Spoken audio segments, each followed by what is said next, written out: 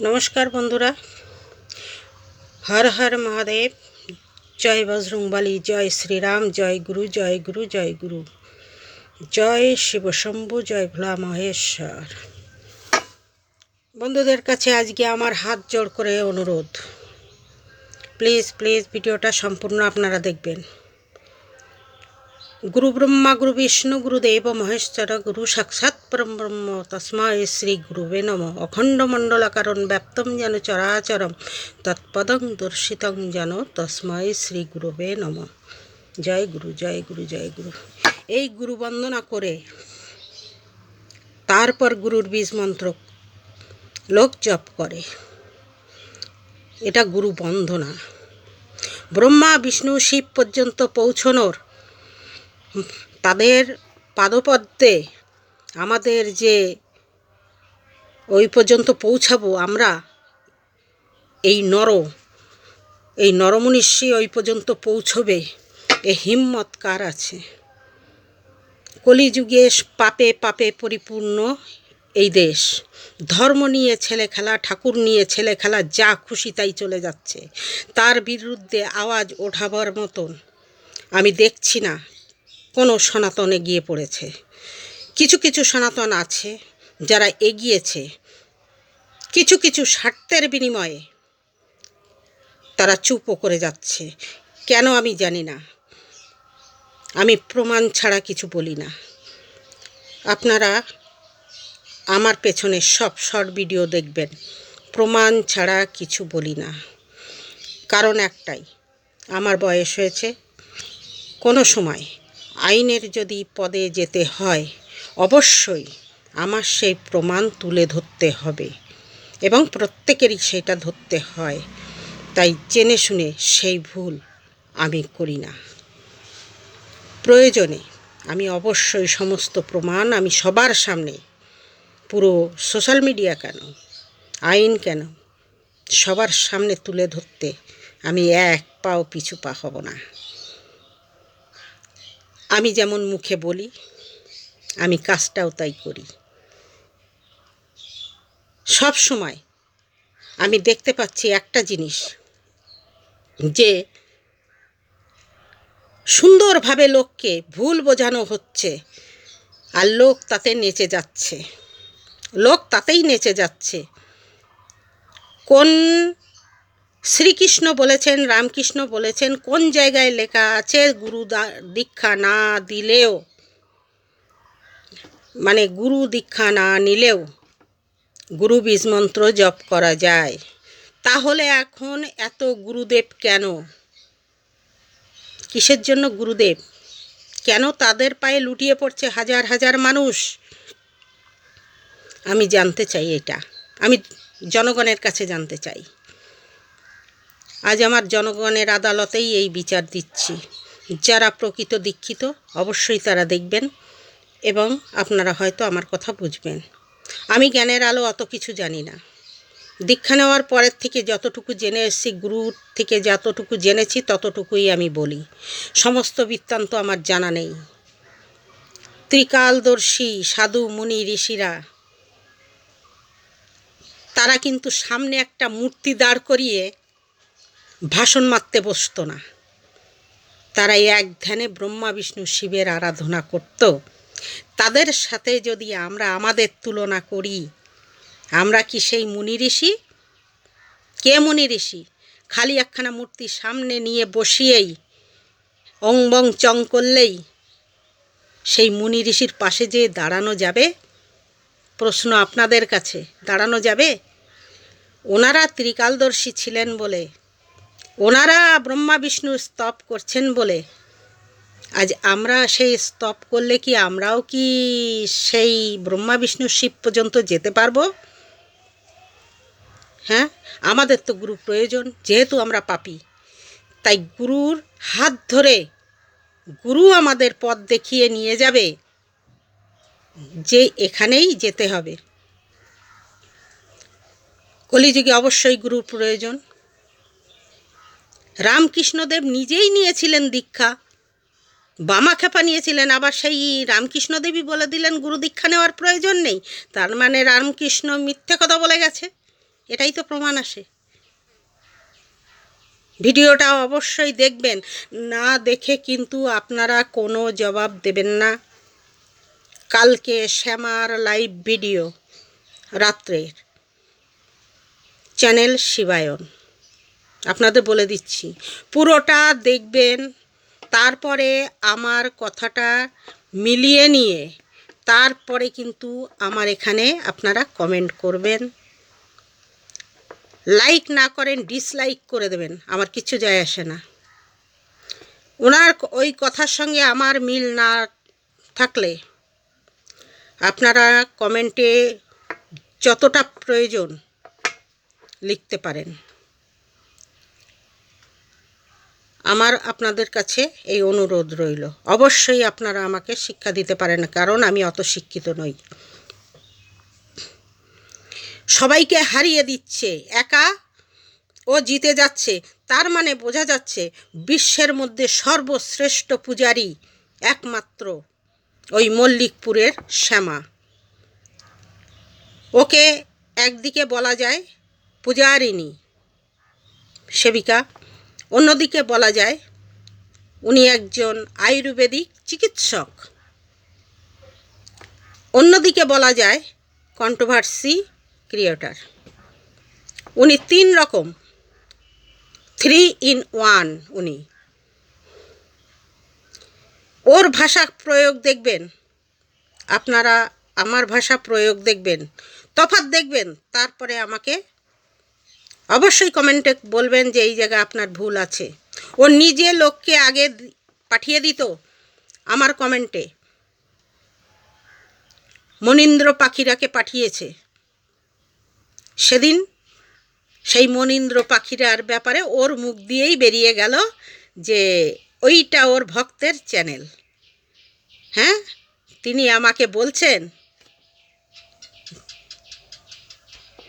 যে ঝ্যাঁটা পেটা করে বুড়ি, তোকে কাঁথা চাপা দিয়ে দেবো।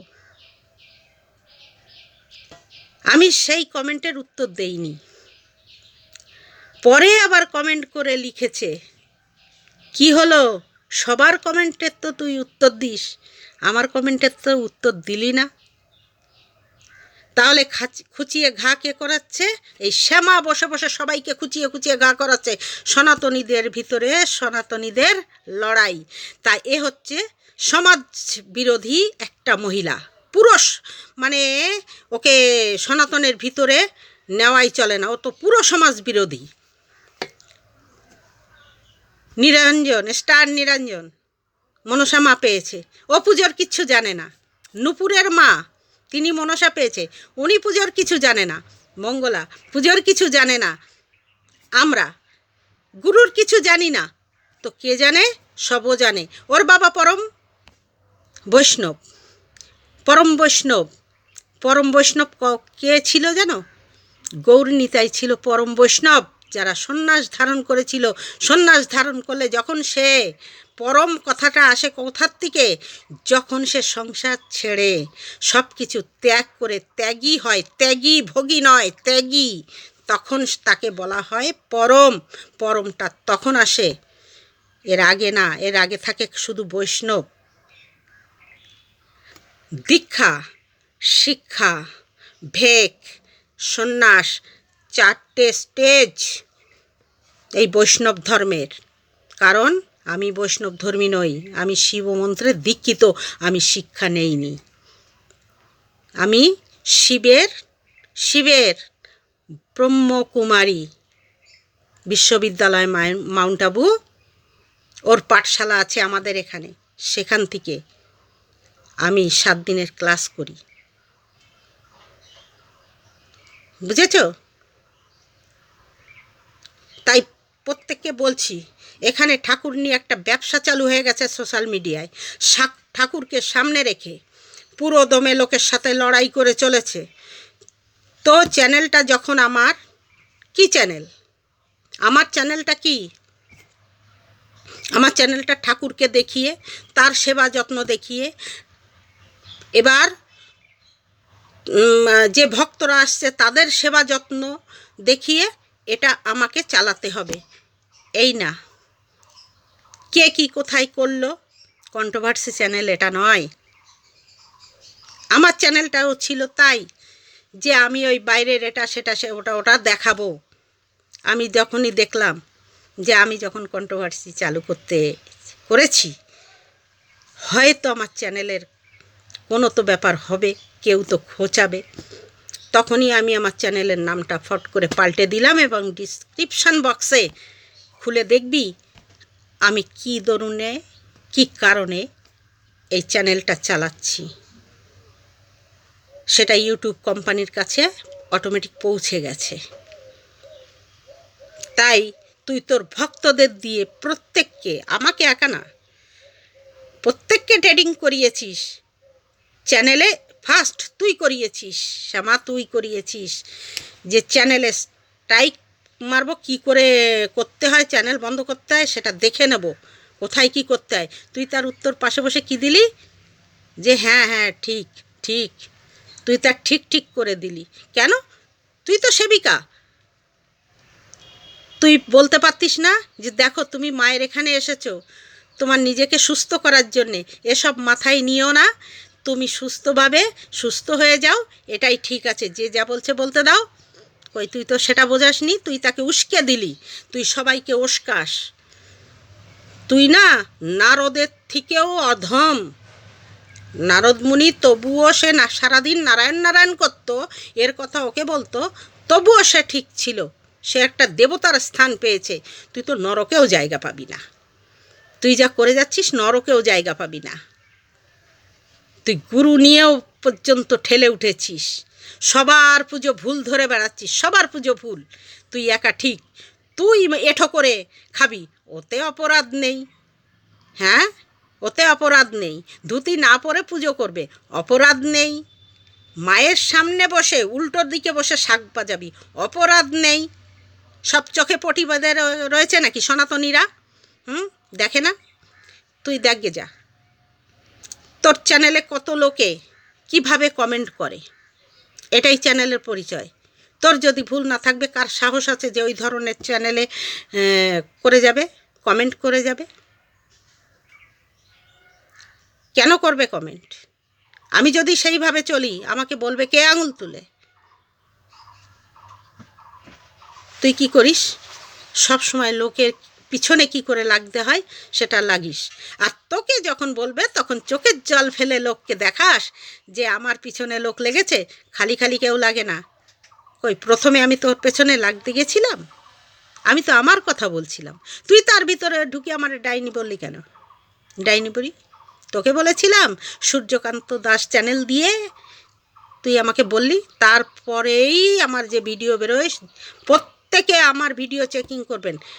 এবার বলে দিয়েছে ওতে তাড়াতাড়ি পড়ে নাও, তাড়াতাড়ি পড়ে নাও, এই ইয়েটা মানে মেসেজটা তাড়াতাড়ি পড়ো। আমি কিন্তু আবার ডিলেট করে দিই, কাঁথা চাপা দিয়ে ঝেঁটা মেরে সেটাও ডিলেট করেছে, এটাও ডিলেট করেছে। আরে হিম্মত থাকে কেন ডিলেট করিস? আমি তো কারোরটা ডিলেট করি না, আমি কারোরটা ডিলেট করি না, তুই কেন করিস? হ্যাঁ কেন করিস?